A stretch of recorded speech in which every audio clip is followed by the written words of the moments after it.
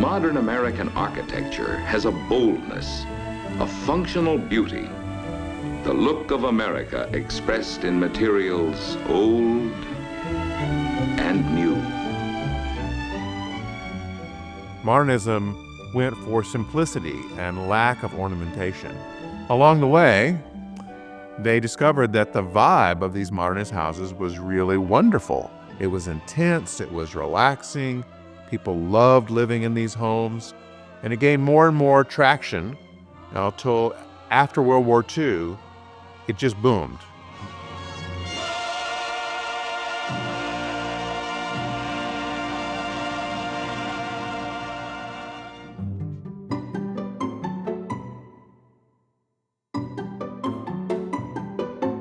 On May 16, 1950, architect Frank Lloyd Wright spoke to an audience of some 5,000 at Reynolds Coliseum in Raleigh. Wright was in on the twilight of a remarkable 7-decade career that later earned him the title of the greatest American architect of all time. Wright's modernist architectural philosophy emphasized organic structures that harmonized with their natural surroundings. In attendance that night was a 16-year-old high school student by the name of Truman Newberry. I've been in Raleigh since 1948. Moved here when I was in the 10th grade, and that's when I discovered that I wanted to be an architect. I had never really heard the word architect that I remember because I'm originally from Rockingham, a small town about 100 miles south of here. His high school industrial arts instructor suggested he attend the Wright lecture. I just knew the word Frank Lloyd Wright and that he was an architect. And that was the limit of my knowledge of him. Wright's hope for the South was to develop an organic architecture suited to its own needs and to humanize their buildings. No one in the audience took those words more to heart than the man responsible for Wright's appearance that night, Henry Kamphoefner, the dean of the recently established School of Design at North Carolina State College. Kamphoefner was already a distinguished architect in his own right, but he regarded his position as an opportunity to achieve what Wright had proposed, the development of a great creative architecture.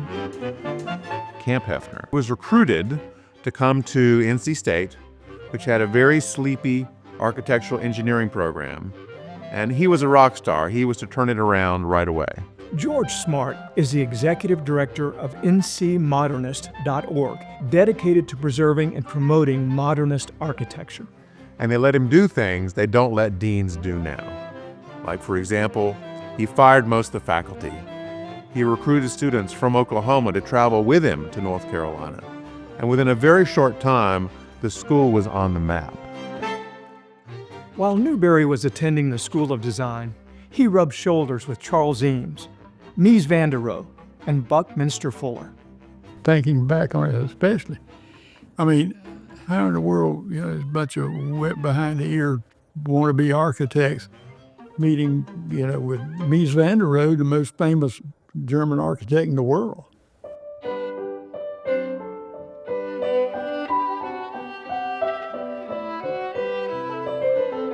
By 1968, Kamphoefner's School of Design had made its mark. It had graduated almost 500 students. Faculty and students had won more than $250,000 in scholarships and prizes. It had produced 17 Fulbright scholars, and its seniors had won the prestigious Paris Prize multiple times. Kamphoefner's protégés went forth putting the modernist philosophy into practice. North Carolina is the third largest concentration of modernist houses after California and Florida. Smart and his NC Modernist team have identified and documented more than 5,000 modernist homes in the Tar Heel State. Many of these houses become forgotten. They go through 5, 6, 7 owners. No one remembers who the original clients were, who the architect was, or who the builder was. So it just becomes that weird house down the street. Thanks to Smart's efforts, many of these works of sculpture you can live in have been saved. In addition to cataloging modernist homes, the ncmodernist.org site features short profiles of the modernist architects who built and are still building these masterpieces. Architects like Truman Newberry. We can design anything. Like Wright, Newberry's practice has spanned 7 decades, and he's designed thousands of buildings: private residences, apartments, townhouses, high-rises, veterinary practices, churches, and visitor centers for North Carolina historic sites. During the countless times he began a project by smoothing out a blank sheet of paper on a drafting table, Newberry, like so many other North Carolina architects, has never been alone. Frank Lloyd Wright it's been like a spirit through the school of design because he was here in its infancy. In appreciation of the stylists of America, who work in lines, forms, and textures. Read more about the modernist architectural movement in North Carolina in the March issue of Our State magazine. And subscribe to our YouTube channel for more videos just like this one.